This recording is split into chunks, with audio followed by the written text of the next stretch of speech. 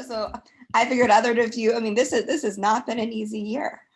My faith is an important part of my life.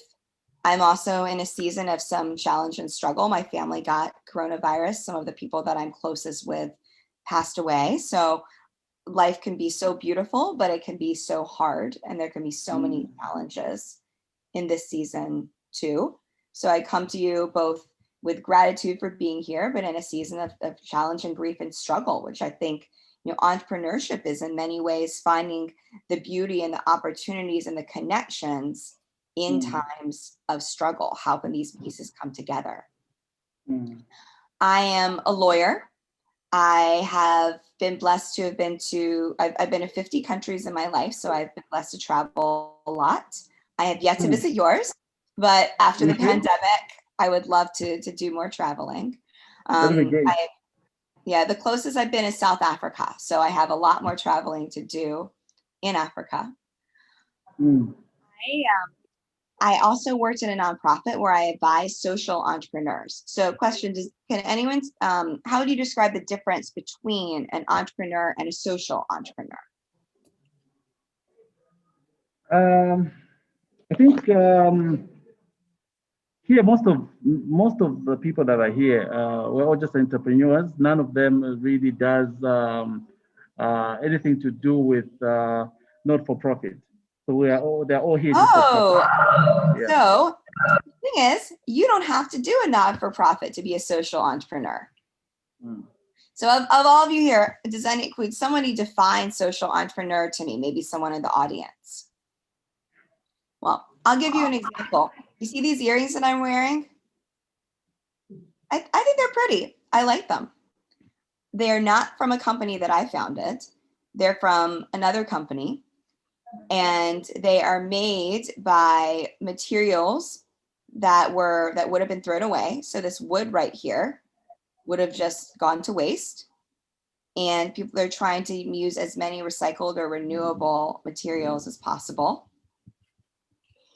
And the people who make these earrings, it's a group with survivors of human trafficking. So it's women who have been through some really big difficulties in their lives and got out of that circumstance. And now they are working on beauty and wellness products to share with the rest of us, sharing from their journeys and their experiences. So kind of going back to that theme of there's pain and challenge and struggle and strife in the world. How can your entrepreneurship, how can it help there? Hey, welcome. So I founded a company called Maven. Oh yeah. Is there a question? No. You can proceed. Okay.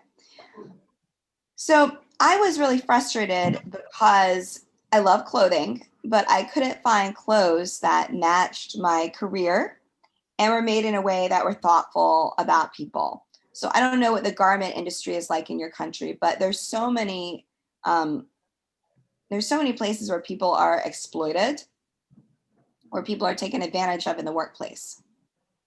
And there's so many ways that the workplace might harm the environment too. Like the dyes from clothing could be put into rivers and those would hurt communities.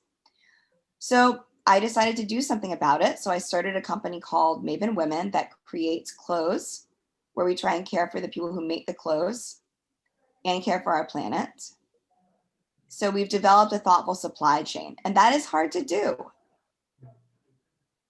And that's something that I encourage everyone to think about is if you are creating, if you aren't doing a service, but you're actually creating a good, how is that good not just doing well by bringing you and your family revenue, by bringing you income, which is so important and so important for women to be in the entrepreneurial space with all of your, all the brilliant ideas that women have, but also thinking about if you're making food and selling that food, is it coming from crops that are caring for the land? Or is there pesticide that's being used that might hurt the community that some of the crops are being grown in? So that's me, and that's Maven Women. And now what I would love is to get some questions from you. I'd love to hear from a couple of you to share with me what you're working on and share the biggest challenge that you're facing right now.